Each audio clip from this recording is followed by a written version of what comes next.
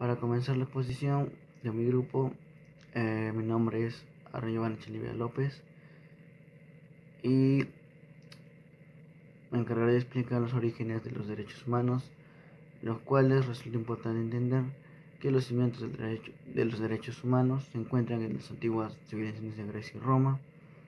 En Grecia, los filósofos como Sócrates y Platón enfatizaron la importancia de la razón y la justicia para una sociedad justa. Y en Roma, el derecho romano estableció principios de igualdad y protección ante la ley, y lo cual a lo largo de la historia estas diferentes culturas y civilizaciones han logrado desarrollar, ¿no?, sus propias concepciones de los derechos y libertades fundamentales. Continuando con los orígenes, se encuentra la Ilustración y la Revolución Francesa, el cual la Ilustración del siglo XVIII marcó un punto de inflexión en el desarrollo de los derechos humanos. Es así como pensadores como John Locke y Jean Hay defendieron la idea de que todos los seres humanos nacen con derechos inalienables, y también con la Revolución Francesa de 1789, el cual proclamó los derechos del hombre y del ciudadano, que consagró los principios de libertad, igualdad y fraternidad.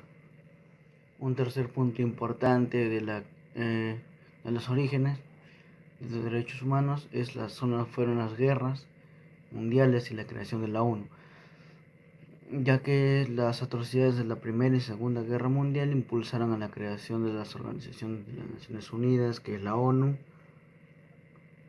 y la ONU se comprometió a promover y proteger los derechos humanos en todo el mundo. Así es que en 1948 la Asamblea General de la ONU adoptó la Declaración Universal de los Derechos Humanos, que establece los derechos fundamentales que pertenecen a todas las personas. Ya, ahora podemos entender qué son derechos humanos. Bueno, eh, la idea ha ido evolucionando a lo largo de la historia y se ha plasmado en documentos como la Declaración Universal de Derechos Humanos en 1948 y en los Pactos Internacionales de Derechos Humanos de 1966. Entonces quiere decir que los derechos humanos son un conjunto de derechos y libertades que nos pertenecen a todos los seres humanos por igual, sin importar quiénes seamos o de dónde vengamos. Son como un escudo que nos protege y nos permite vivir con dignidad, respeto y libertad.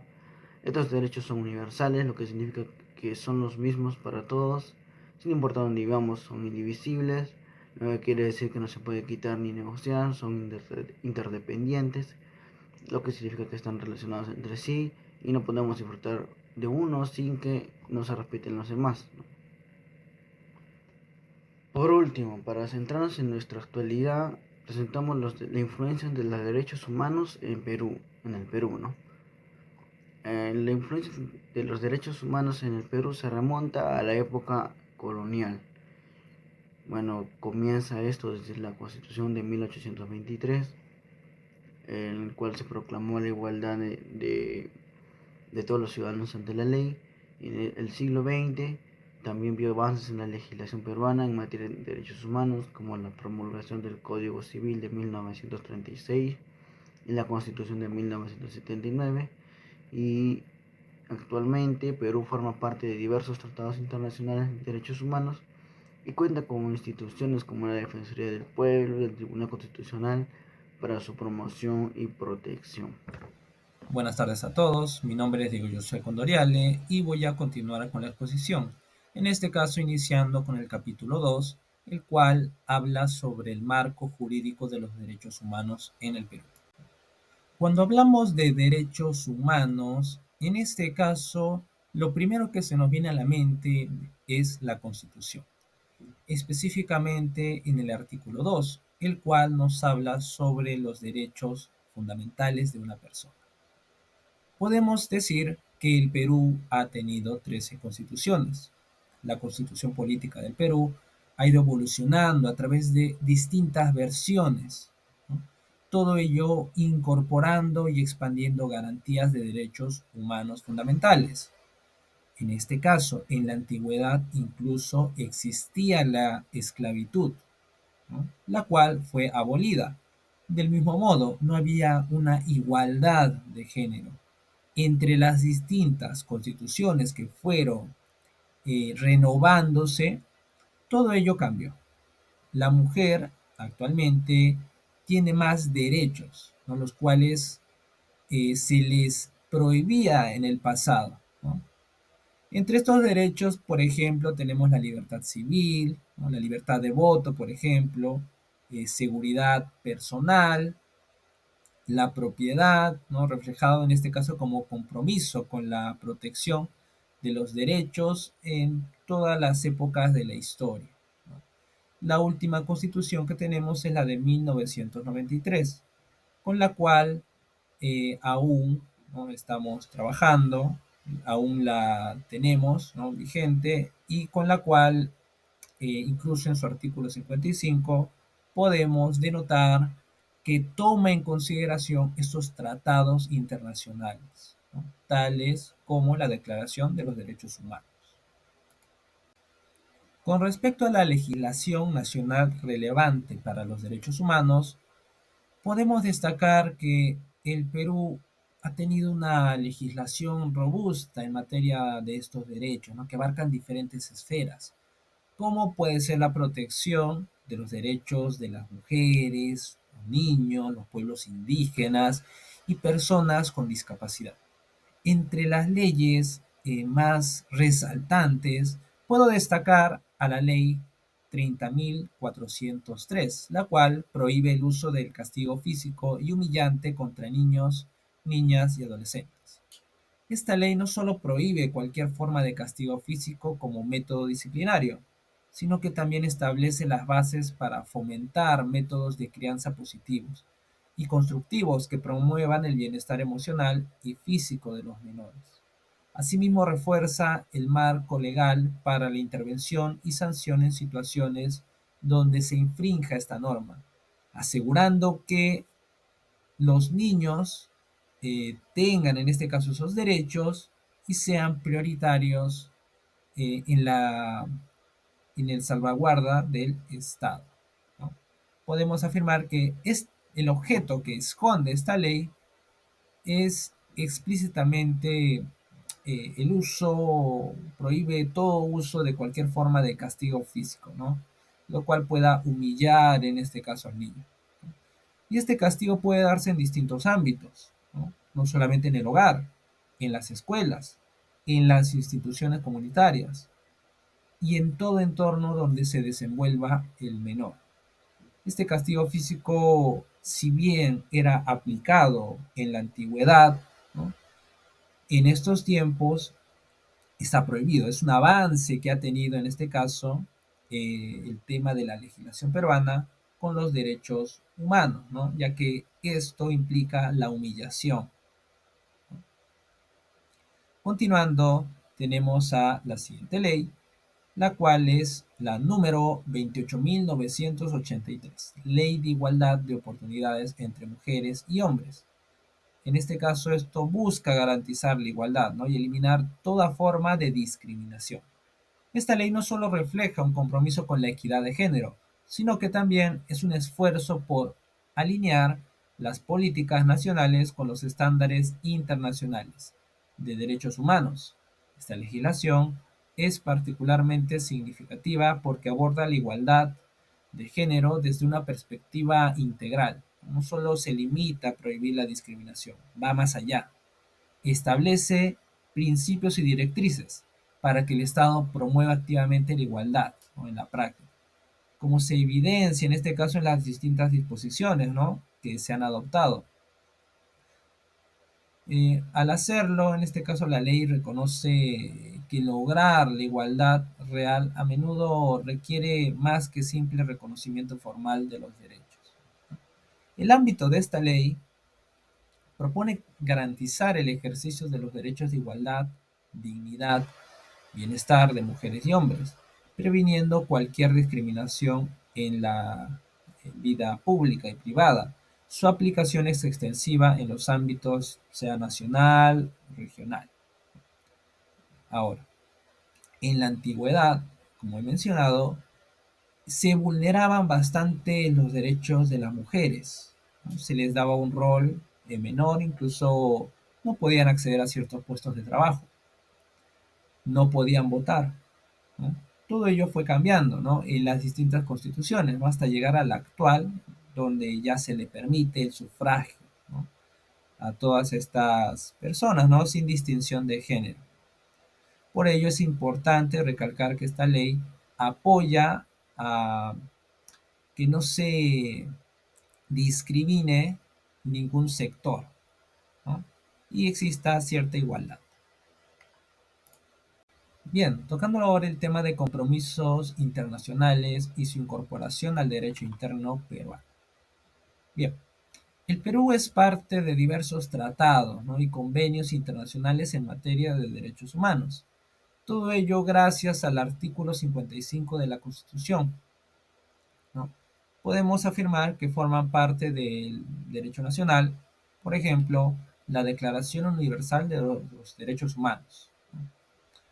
Este viene siendo un documento crucial en la historia, ¿no? De los derechos humanos, la cual se adoptó en este caso en la Asamblea General de las Naciones Unidas, donde por primera vez se establecía que el ser humano, por su condición, debe tener ciertos derechos, ¿no? Que lo protejan. Y esto se creó en este caso debido a la reacción contra las atrocidades que se cometían en la Segunda Guerra Mundial. Por lo tanto, tiene como objetivo promover un estándar común de logros para todos los pueblos y naciones. En este caso, el Perú ha establecido instituciones, ¿no? Para defender estos derechos. Por ejemplo, tenemos a la Defensoría del Pueblo, que es un órgano autónomo encargado de proteger los derechos constitucionales y fundamentales de la persona y la comunidad, ¿no? Ello supervisa el cumplimiento de los deberes de la administración estatal y la prestación de los servicios públicos. También el gobierno, por ejemplo, emplea distintas campañas o programas que ayuden a esa sensibilización con respecto al conocimiento, ¿no? Ahora, adicional a ello, también tenemos al, a la Convención Americana sobre Derechos Humanos, en la cual se dio el Pacto de San José, ¿no? El cual es un tratado internacional fundamental en el ámbito de los derechos humanos, ¿no? En el continente americano, la cual fue adoptada en San José, Costa Rica, ¿no? Y entró en vigor desde el año 1978. Este tratado fue creado bajo los auspicios de la Organización de los Estados Americanos, cuyas siglas son OEA, y es uno de los instrumentos claves en el sistema interamericano de protección de los derechos humanos. La Convención Americana sobre Derechos Humanos, también conocida como el Pacto de San José, es un tratado internacional fundamental en el ámbito de los derechos humanos, ¿no? En el continente. Y bueno, esto cubre una amplia gama de derechos, ¿no? Incluyendo, por ejemplo, los derechos civiles, los derechos políticos, derecho a la vida, derecho personal, derecho a la libertad de expresión, ¿no? Lo cual es bien usado incluso por el periodismo, los derechos políticos, incluso a que se realice un juicio justo. Luego tenemos los pactos internacionales de derechos civiles y políticos, ¿no? Pacto internacional, en este caso de derechos económicos y sociales, ¿no? Ambos.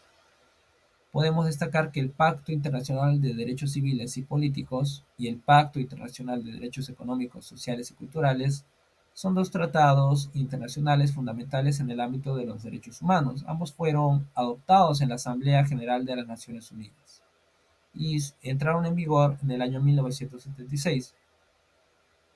Estos, junto con la Declaración Universal de los Derechos Humanos, forman la llamada Carta Internacional de Derechos Humanos, en la cual, por ejemplo, se habla sobre la libertad de expresión, el derecho a un juicio justo, también, ¿no? Todos esos derechos inherentes al ser humano. Este pacto también toca temas culturales, económicos, sociales, etcétera, dando en este caso esa importancia, ¿no?, de un nivel de vida que tenga la persona adecuada y el acceso igualitario para todos, que todos tengan las mismas oportunidades. Seguimos con el capítulo número 3, que es la estructura institucional para la protección de los derechos humanos. Como primer punto tenemos el rol y competencia de la Defensoría del Pueblo. Bueno, la Defensoría del Pueblo es un ente autónomo que tiene como objetivo principal poder proteger nuestros derechos humanos. Asimismo, también salvaguardar el cumplimiento, ¿no?, de la Constitución y nuestras leyes.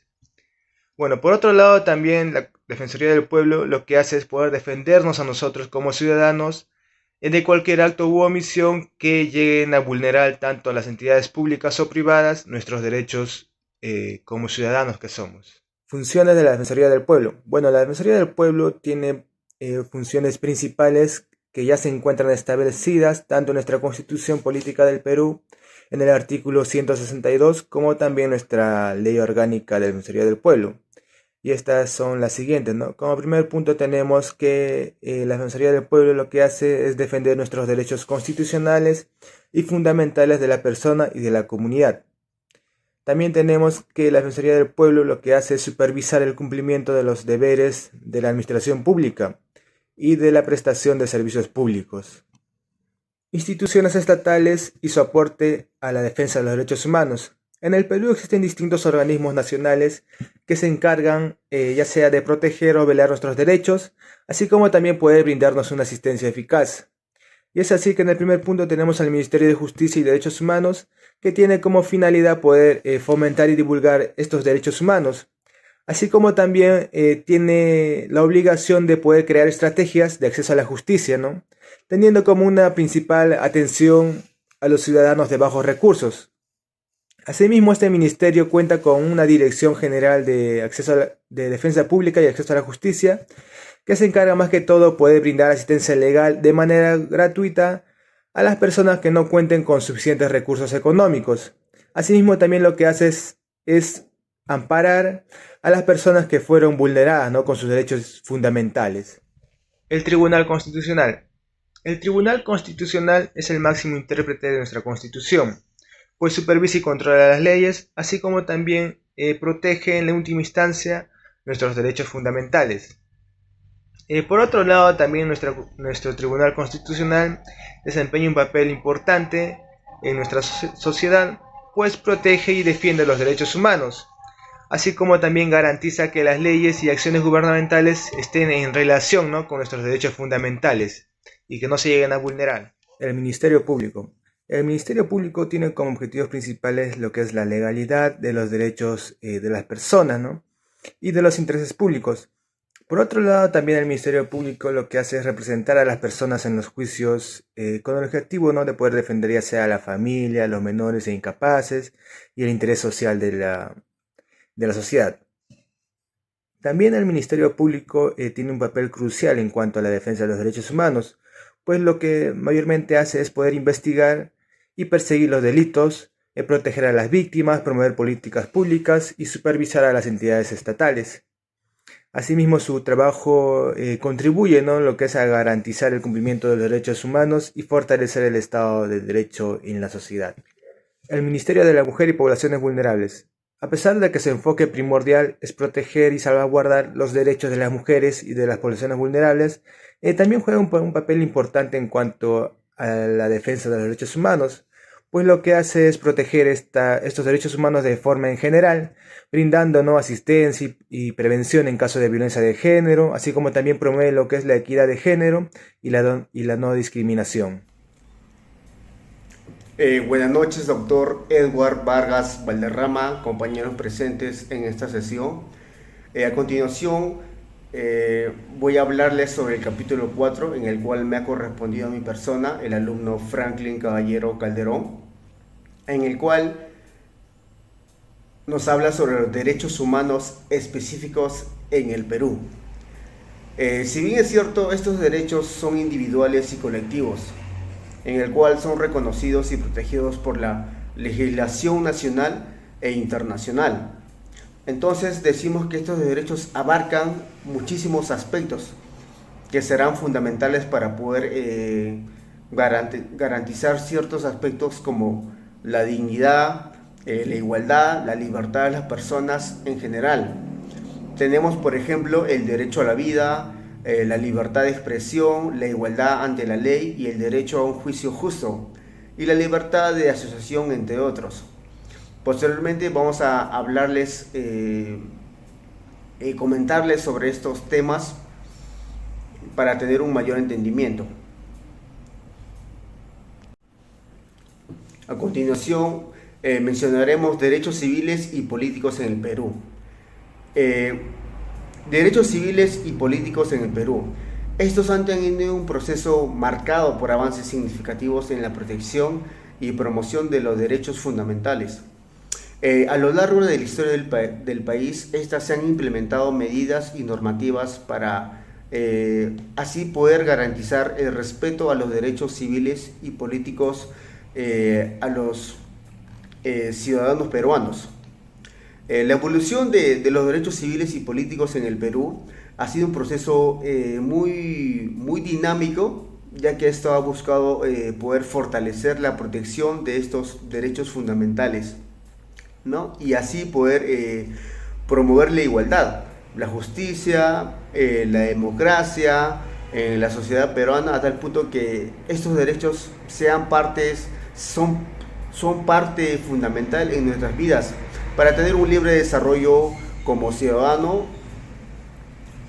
Entre estos derechos tenemos, por ejemplo,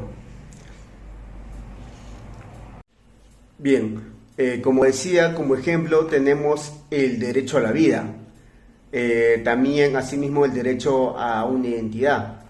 Para poder hablar sobre el derecho de la vida, si bien es cierto, es un principio muy fundamental, ya que esto reconoce que todas las personas tienen el derecho a vivir, a ser protegidas de cualquier amenaza o daño que pueda ¿no? poner peligro su existencia. Este derecho es reconocido en varios instrumentos legales internacionales, como la Declaración Universal de los Derechos Humanos de las Naciones Unidas. Este derecho es considerado uno de los derechos humanos más básicos y es la base de otros derechos fundamentales, como el derecho a la libertad, a la seguridad y a la integridad personal. Derecho a una identidad. Este derecho es reconocido por varios instrumentos internacionales, como la Convención sobre los Derechos del Niño, la Convención Internacional sobre la protección de los derechos de todos los trabajadores migratorios y sus familiares. Este derecho básicamente busca poder garantizar el derecho a una identidad. Es fundamental para proteger personas contra la apátrida, la discriminación, la exclusión social, que es un elemento clave para poder dar ejercicio a pleno de otros derechos humanos. También contamos con el derecho a la libertad personal. Este derecho, como bien lo señala, implica que ninguna persona puede ser privada de su libertad de forma arbitraria o legal. Esto establece que cualquier privación de libertad debe estar sujeta a procedimientos legales, a respetar los principios de legalidad, proporcionalidad y no de una discriminación. Como cuarto tenemos el derecho a la integridad personal. El derecho a la integridad personal es consagrado en varios instrumentos internacionales de derechos humanos, como la Declaración Universal de Derechos Humanos, la Convención contra la Tortura y otros tratos o penas crueles que se menciona. Este derecho nos implica que los estados tienen la obligación de proteger a todas esas personas que contra cualquier forma de violencia o abuso estas puedan garantizar la prevención, la investigación y el castigo de actos que atenten contra la integridad física y psicológica de la persona. Bien, estos dos últimos derechos, pero no menos importante, el derecho a la libertad de expresión. El derecho a la libertad de expresión en el Perú es un derecho muy fundamental, ya que esto se considera que es uno de los más básicos de la persona. Esto permite a que los individuos puedan expresar sus ideas y pensamientos en sociedad, a libre de expresión, como su mismo nombre lo menciona. Relacionarse con los demás, poder manifestar, poder desenvolverse en su entorno social, ya sea no de una forma de poder entender la vida social. Como último derecho, el derecho a un juicio justo.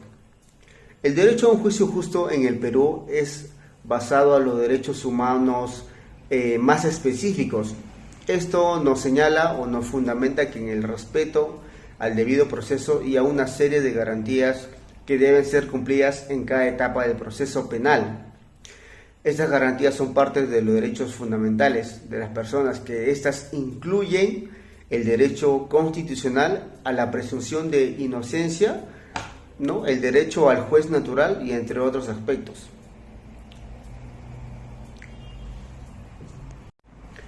Derechos económicos, sociales y culturales. Los derechos políticos son de importancia fundamental, ya que estos logran relacionarse con otros derechos que, al ejercerse plenamente, hacen posible el adecuado funcionamiento de un sistema democrático y plural. Este derecho implica que los ciudadanos puedan decidir directamente y elegir libremente en condiciones de igualdad a quien los representa en la toma de decisiones de asuntos públicos. Estos derechos básicamente se refieren a la persona en sus condiciones materiales, de vida digna, las satisfacciones del ciudadano, de sus necesidades y su práctica que reclama la acción material del Estado. Son derechos sociales de alimentación, la salud, la educación, la vivienda. El trabajo es un derecho económico y son derechos culturales. El derecho a poder gozar de los beneficios del progreso científico, de sus aplicaciones, el derecho a la indispensable libertad para así poder tener una investigación científica, a la actividad creadora y al derecho de participar en la vida cultural. Bien, ahora seguimos y finalizamos con el capítulo 5, desafíos y problemas actuales en la protección de los derechos humanos. Su implementación de por sí es un desafío, ya que vivimos en un país diverso y multicultural. Y a lo largo del tiempo hemos experimentado avances en la promoción y protección de los derechos humanos. Sin embargo, a pesar de los progresos realizados, persisten una serie de retos significativos que evidentemente obstaculizan su plena realización. Y eso se va desde la impunidad de violaciones de los derechos humanos hasta la discriminación en nuestra sociedad peruana. Bien, ahora seguiremos con los principales retos en la implementación efectiva de los derechos humanos en el Perú. Primero tenemos impunidad y falta de rendición de cuentas por violaciones de derechos humanos. Entonces, de manera específica, en caso de violencia policial, corrupción y crímenes contra los defensores de los derechos humanos. La falta de rendición de cuentas implica que los responsables no son llevados ante la justicia, ni enfrentan las consecuencias de sus acciones, y como resultado se debilita el Estado de Derecho, ya que su aplicación selectiva o ausente de la ley erosiona la confianza en las instituciones gubernamentales y, por último, se podría llevar a un aumento de violencia, de desigualdad, de pérdida también de confianza en el sistema judicial. Segundo, tenemos corrupción en las instituciones públicas. Ello socava la efectividad de la política y programas diseñados para proteger los derechos humanos y contribuye a la desigualdad y discriminación. La corrupción debilita a las instituciones encargadas de proteger los derechos humanos y ello permite que suceda abusos y violaciones de manera más frecuente o impune. Algunos ejemplos podrían ser que algunos programas, ¿no?, de asistencia social, de desarrollo comunitario o iniciativas para promover la igualdad de género, entre otros. 3. Desigualdad económica, social y de género, que es persistente, ¿no?, que afecta especialmente a grupos marginados, personas indígenas, las personas del grupo LGTB, personas con discapacidad y mujeres.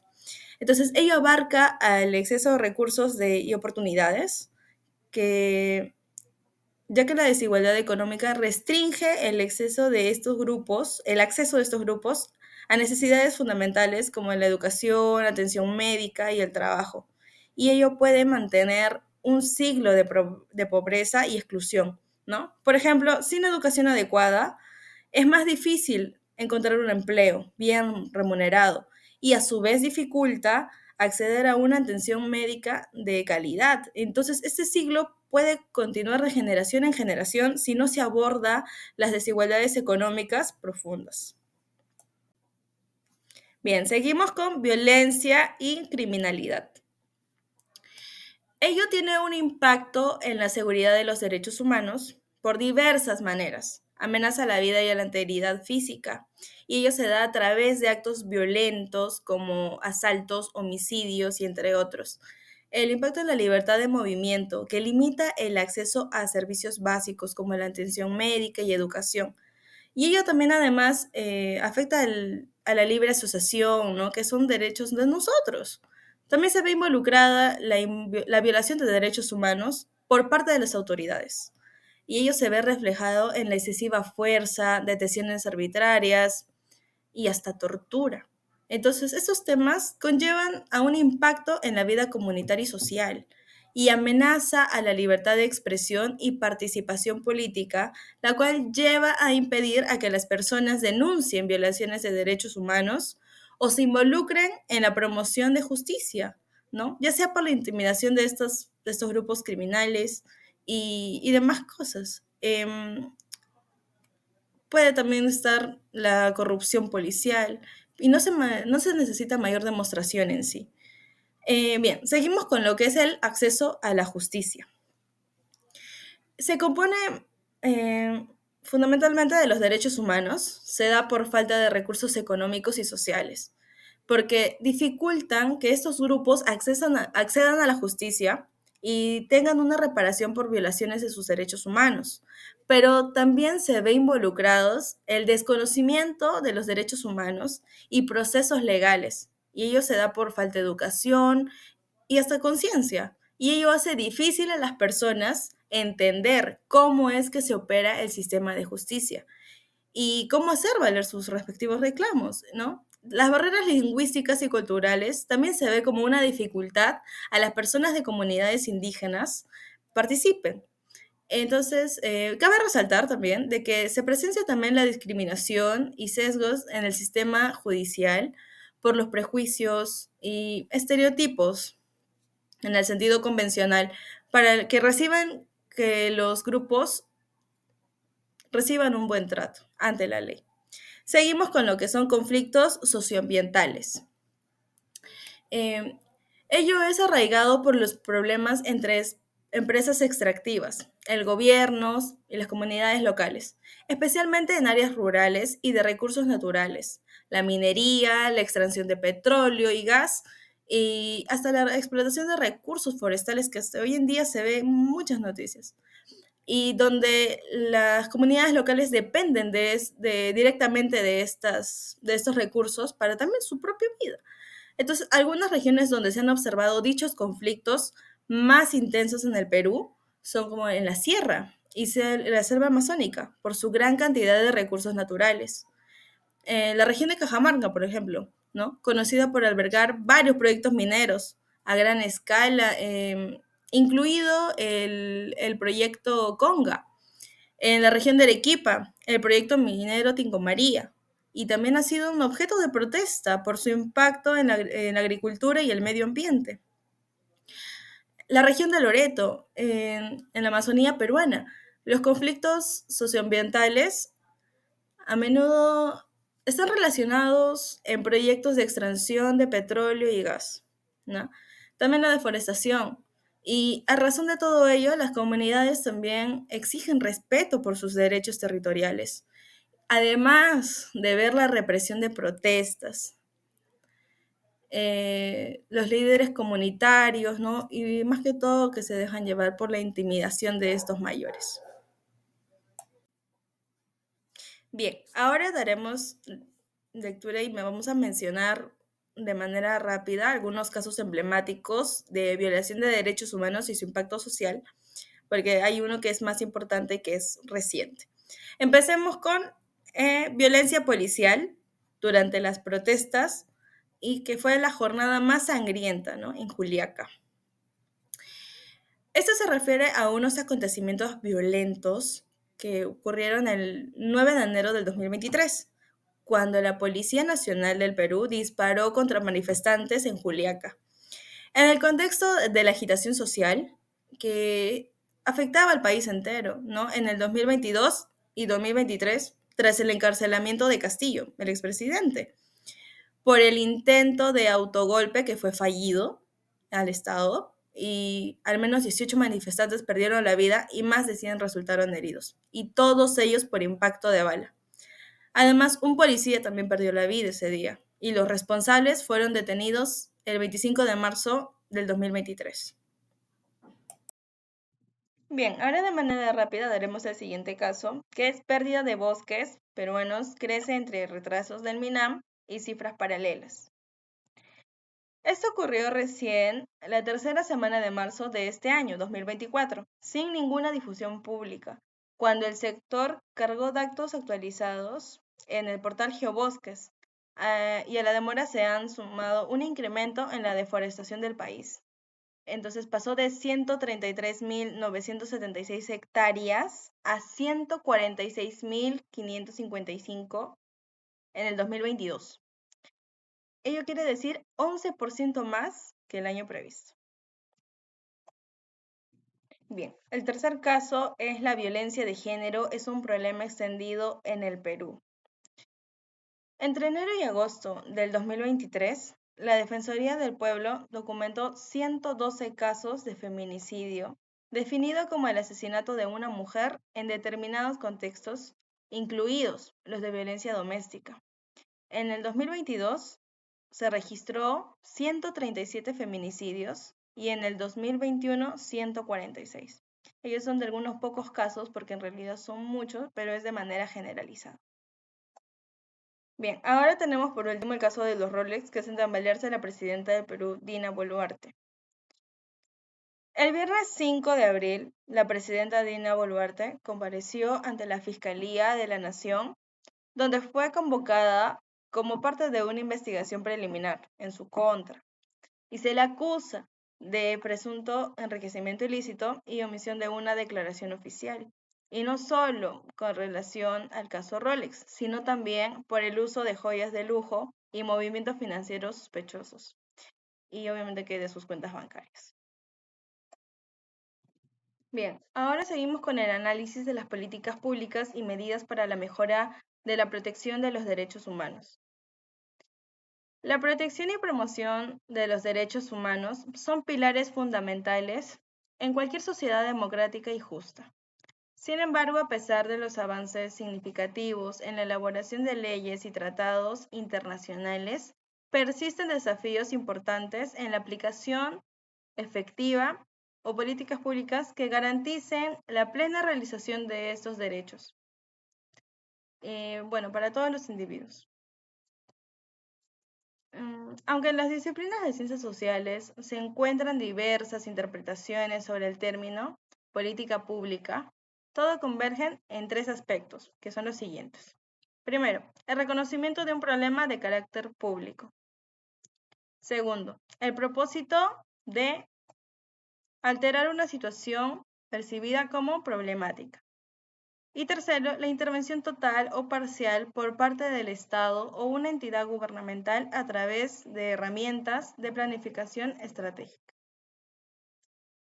Bien, seguimos con los aspectos a considerar. Esto es en base a las políticas públicas en función a los derechos humanos. Primeramente tenemos la evaluación de marco legal y normativo. Es crucial examinar la legislación nacional e internacional que estén relacionados con los derechos humanos para identificar posibles brechas o inconsistencias.